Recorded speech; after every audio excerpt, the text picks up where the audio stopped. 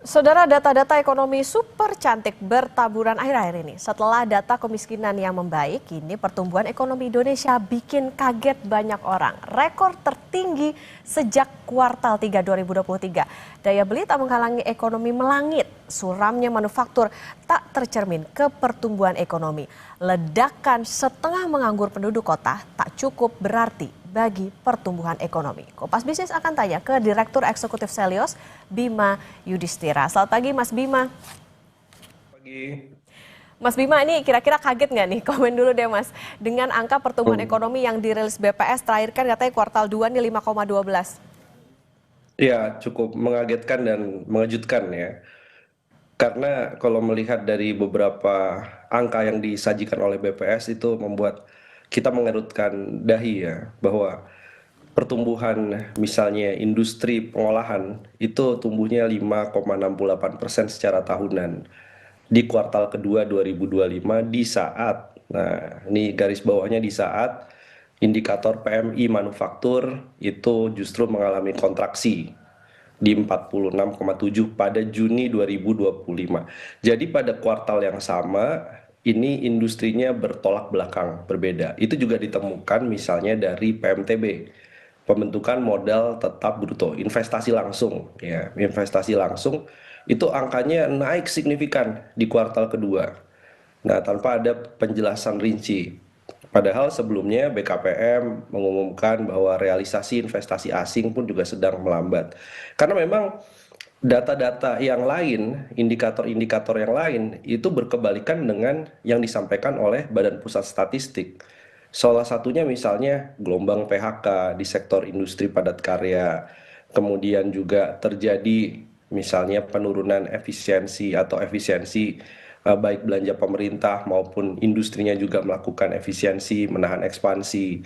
Arus modal asing yang masuk, ini salah satunya yang masuk ke portfolio dan juga ke sektor-sektor real itu juga melambat. Bahkan performa Indonesia dari sektor permodalan ini jauh lebih rendah dibandingkan Thailand, kemudian Malaysia. Tapi ini kenapa investasinya? Kalau disebut investasi domestik yang naik terlalu tinggi atau signifikan, ini proyeknya apa? Karena kalau proyeknya di pertanian misalnya untuk mendukung food estate, kemudian makan bergizi gratis, ini juga nggak kelihatan karena sektor pertanian itu tumbuhnya cuma 1,6% di periode yang sama. Jadi ada diskrepansi atau ada selisih data yang jauh sekali berbeda. Kemudian konsumsi rumah tangga juga sama, Mbak. Konsumsi rumah tangga itu tumbuhnya 4,97% secara tahunan. Ini apa ini? Kan lebarannya udah lewat. Kalaupun ada momentum mudik, arus mudik balik lebaran saat itu pada bulan April ya, itu kan hanya sebentar dibandingkan di kuartal kedua 2024 yang lebih lama efek dari lebarannya. Jadi nggak ada faktor musiman juga yang mendorong konsumsi rumah tangga itu bisa naik. Nah, di sini yang akhirnya membuat semua bingung gitu. Ini BPS angka-angkanya dari mana? Dan ya kita juga mengkhawatirkan adanya data-data yang kemudian indexing juga itu yang tidak sesuai dengan realita yang ada di lapangan.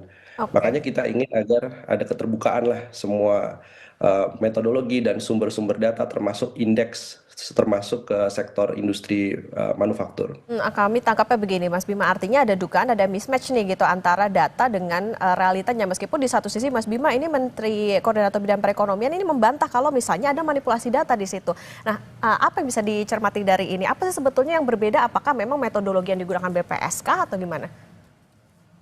Iya, ini kan pemerintah nggak bisa menjawab sebenarnya soal pertumbuhan industri pengolahan kenapa bisa melonjak tinggi sekali di saat PMI manufaktur. Jadi PMI manufaktur ini secara singkat dia mencatat pembelian bahan baku dari industri pengolahan. Jadi kalau industri pengolahannya dia menahan pembelian bahan baku, kan berarti PMI-nya turun. Tapi yang terjadi industri manufaktur tumbuhnya tinggi. Berarti di situ gapnya besar sekali. Nah, industri manufakturnya apa? Di saat yang bersamaan ada beberapa perusahaan-perusahaan misalnya hilirisasi smelter nikel. Itu banyak yang menghentikan produksi karena memang terjadi oversupply nikel. di pasar internasional. Ada besi baja juga yang berlebihan di pasar internasional. Jadi kalau hilirisasi itu bisa mendorong industri naik, ini juga nggak matching dengan realita yang ada di lapangan. Nah, inilah gapnya yang terjadi di situ. Kemudian juga tadi masalah soal investasi. Data berbeda-beda. Jadi datanya BKPM, realisasi investasinya itu berbeda dengan pembentukan modal tetap brutonya BPS. Beda lagi dengan lembaga internasional. Aja dari UNCTAD itu ada perbedaan selisih yang cukup jauh misalnya. Jadi mana nih yang bisa bisa dipegang ini? Kalau datanya kemudian terlalu jauh perbedaannya, bahkan di antara lembaga pemerintah sendiri. Sehingga kita susah ini kemudian bilang bahwa oh ekonomi baik-baik saja, nggak perlu stimulus, tidak perlu banyak insentif, pengusaha tidak terlalu banyak dibantu, pekerja juga. Karena ekonomi bisa tumbuh 5,12%. Jadi kita meminta agar ada transparansi lah kepada publik. Apa sih sebenarnya yang terjadi pada saat proses penyusunan data khususnya ini sekarang pertumbuhan ekonomi. Kenapa ini penting? Karena hampir semua pelaku usaha, terutama yang skala menengah besar, investor, manajer investasi, itu semua melihat dan kejadian di India pada 2015 itu jangan sampai terjadi di Indonesia. Jadi ada ketidakpercayaan terhadap data statistik milik pemerintah. Itu pernah terjadi di India dan akhirnya dilakukan audit besar-besaran. Oke, tadi sempat disinggung soal bagaimana konsumsi rumah tangga Mas Bima tumbuh hanya 4,97 pada kontribusinya 54,2% terhadap PDB. Sementara overall pertumbuhan ekonomi itu tadi 5,12%. Gimana caranya Mas? Kok kayaknya ada yang nggak matching nih antara data dan balik lagi itu soal bagaimana realitanya di lapangan? Ya, misalnya begini, kalau konsumsi rumah tangga sebagai penyumbang terbesar, dia hanya tumbuh 4,97%, tapi pertumbuhan ekonomi totalnya 5,12%. Itu kan juga artinya ada yang nggak matching lah bahasa bahasa sederhananya. Ada yang nggak sinkron antara yang dicatat dengan output akhir total ekonominya. Padahal dia pembentuk utama. Nah, 4,97%-nya saja itu sebenarnya dipertanyakan juga. Karena tadi ini lebarannya udah lewat, pada waktu puncak lebaran itu nggak setinggi di kuartal kedua. Jadi apa yang menjadi dasar? Kalau dibilang ini adalah bansos dari pemerintah yang bisa menggerakkan konsumsi rumah tangga, belanja pemerintah itu masih tercatat negatif pertumbuhannya di kuartal kedua 2025 karena ada efisiensi belanja juga. Jadi susah kita mendapatkan penjelasan kenapa. Selain tadi karena dari segi metodologi dan porsi total ini kalau untuk 5,12% pertumbuhan ekonomi total, setidaknya konsumsi rumah tangga itu butuh di atas 5% kalau memang menggunakan proporsional. Oke, berarti memang ini yang menjadi pertanyaan soal bagaimana data-datanya dan kemudian tentu bagaimana sebetulnya berapa sih angka realnya. Nanti mungkin bisa dijawab oleh Mas Bima dan saudara tetap bersama kami di Kompas Bisnis. Saudara, meski badai PHK marak di kuartal 2, cari pekerjaan susah, kemiskinan kota mengkhawatirkan pengangguran terselubung meledak, manufaktur tersungkur, masyarakat juga pesimistis dapat kerja. Pertumbuhan ekonomi di tahun pertama Pak Presiden Prabowo justru melangit ke 5,12%, ke level rekor tertinggi 2023.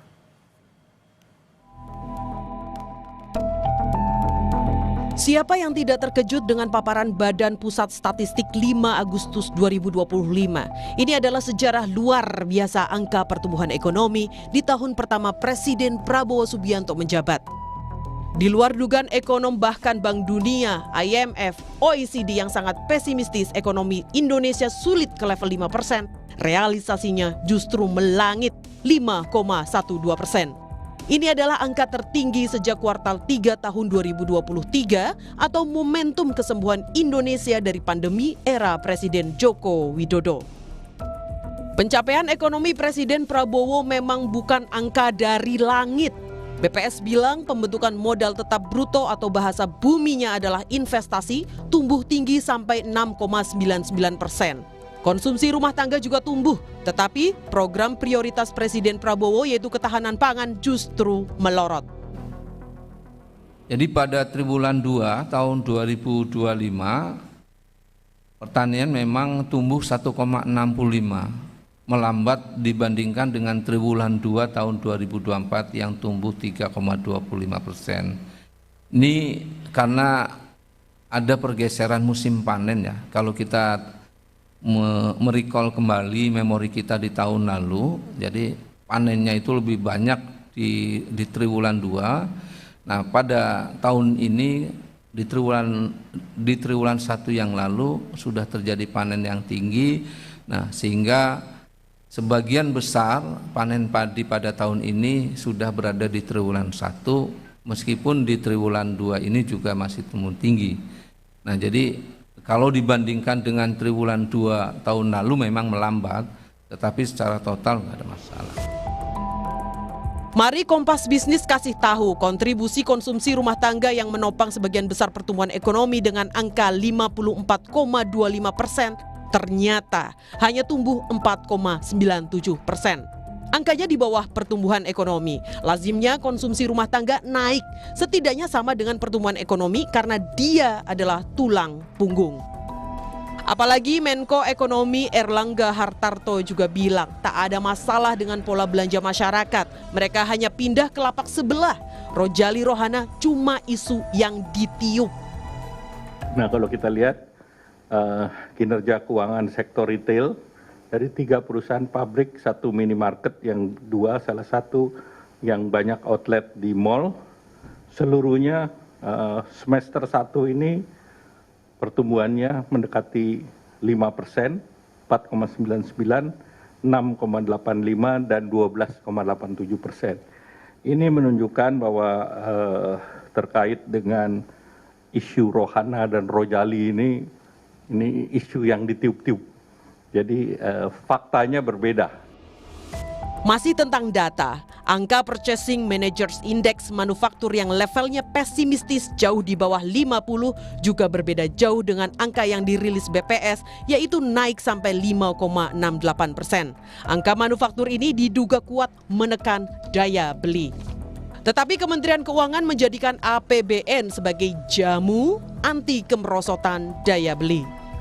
APBN juga memberikan kontribusi yang sangat signifikan untuk menjaga daya beli melalui tadi insentif diskon transport baik jalan tol, dan juga APBN memberikan penebalan dari bantuan sosial. Ini cukup memberikan dukungan terutama untuk kelompok menengah bawah. Banyak anomali atau keanehan data ekonomi versi pemerintah lewat Badan Pusat Statistik. Padahal penerimaan pajak juga turun lebih dari 10% secara tahunan pada akhir Mei, mencerminkan ekonomi yang tidak baik-baik saja. Dia Megasari Anjaya, Tim Liputan Kompas TV.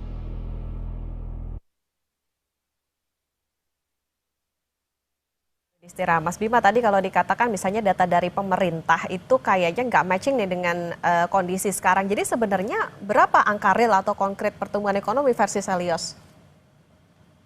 Iya, kita memperkirakan hanya di kisaran 4,6, paling mentok 4,7, 4,8%. Artinya di bawah angka 5%, karena memang faktor musiman yang diperhitungkan salah satunya. Kemudian efisiensi belanja pemerintah masih terjadi. Dan sektor pertanian, salah satu kontributor yang besar itu juga sedang turun. Industri manufakturnya juga sedang mengalami tekanan. Nah, ini berbeda terbalik lah dari apa yang kemudian dipaparkan oleh Badan Pusat Statistik. Dan indikator-indikator lainnya, contohnya, apakah ini jadi indikasi ekonomi dalam kondisi yang bagus kalau masyarakat kita itu kenaikannya 600% lebih dari 2020 ke 2025 bulan Mei untuk melakukan pinjol. Jadi kalau naiknya pinjol 600% dalam kurun waktu 5 tahun terakhir, ini ada yang salah sama ekonomi. Jadi masyarakat hidup dari utang ke utang nih, bukan gaji ke gaji, tapi utang ke utang. Udah bukan lagi makan tabungan, tapi udah masuk dalam rangka dia harus meminjam dan terus menutup pinjaman untuk bisa bertahan. Pegadaian naiknya juga 66% dalam periode 5 tahun terakhir. Ini kan orang akhirnya nggak punya apa-apa lagi selain dia menggadaikan asetnya.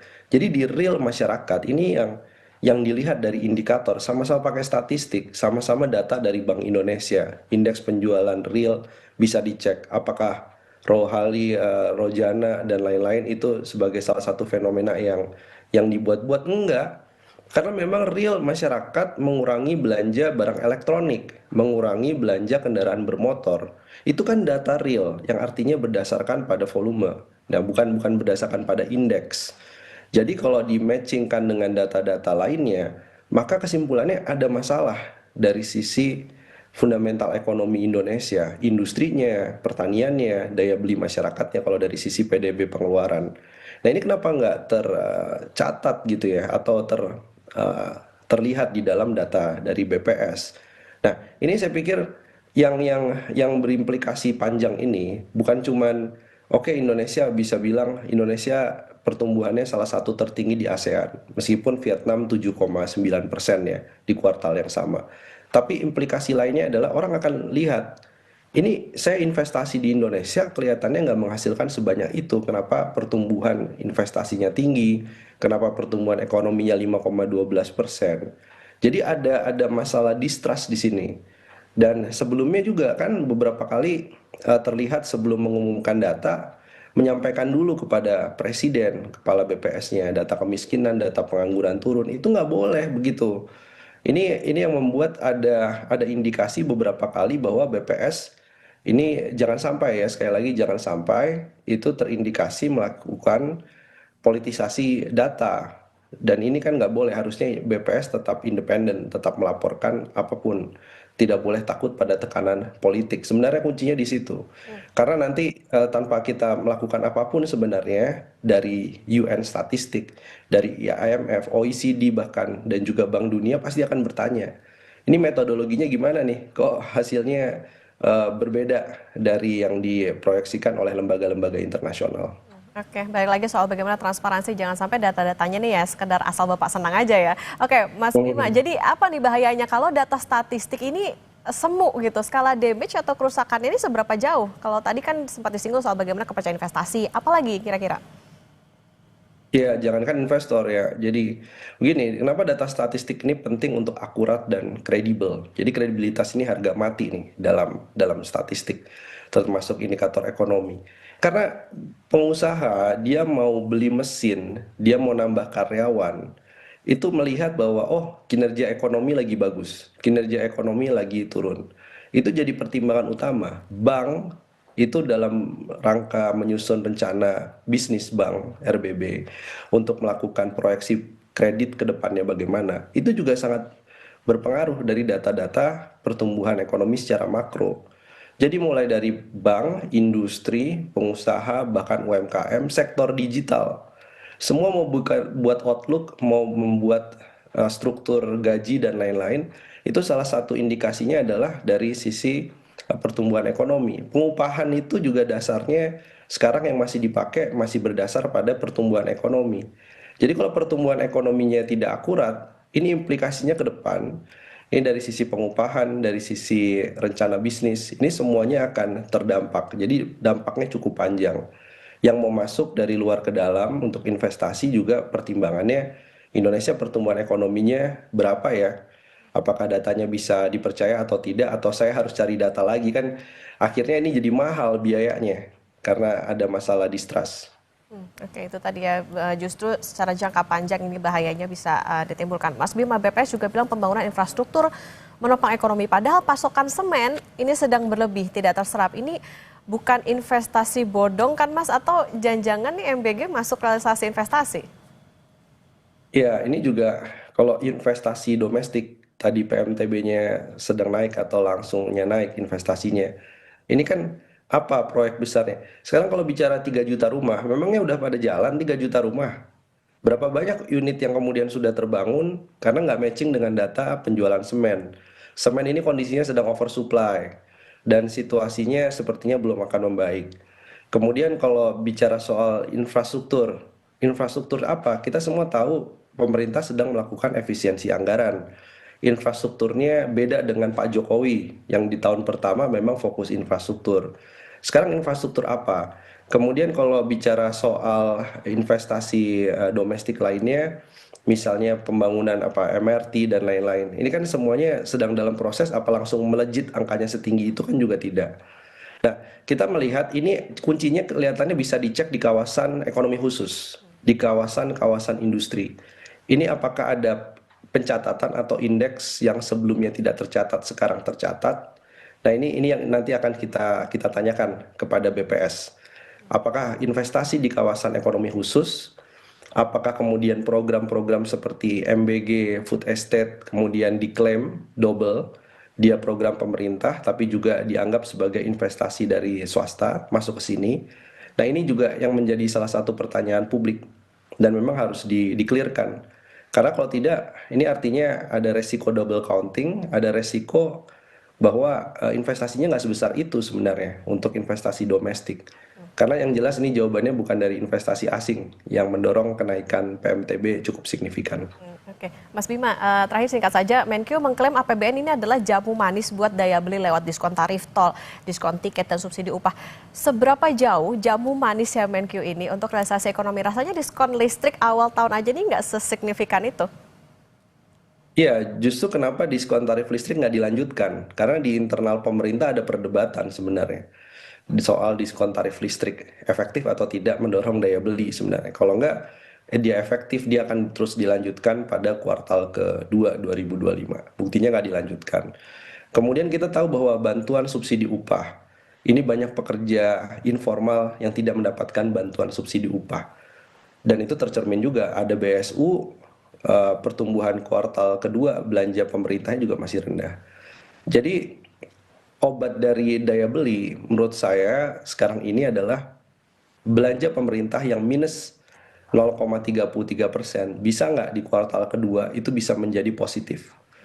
Meskipun kontribusinya sekitar 7-8% terhadap PDB. Tapi bisa nggak dia menjadi positif, itu saja sudah menolong sebenarnya daya beli. Jadi nggak perlu ada stimulus-stimulus baru dan lain-lain. Realisasi belanjanya dipercepat saja. Vendor-vendor banyak yang mendapatkan bantuan sosial diperluas, itu sebenarnya tercermin dari realisasi belanja pemerintah. Itu saja sebenarnya PR besarnya sekarang. Jadi kalau masih minus tapi pemerintah bilang kita kasih stimulus dan lain-lain, belanja pemerintah pertumbuhannya negatif, efeknya agak percuma. Itu sebenarnya yang ditunggu. Ya. Ya, belanja dan transparansi data ini yang tentu harus ditunjukkan oleh pemerintah. Harapannya sih pemerintah nggak tone deaf dengan realita yang terjadi saat ini. Jangan sampai ini data-data cuma di sugarcoat aja, dipercantik gitu supaya padahal ya data-data ini kan justru berguna untuk nantinya evaluasi karena cita-cita pemerintah Presiden Prabowo bisa sampai 8% pertumbuhan ekonominya. Terima kasih Direktur Eksekutif Selios Mas Bima Yudhistira sudah bersama di Kompas Bisnis.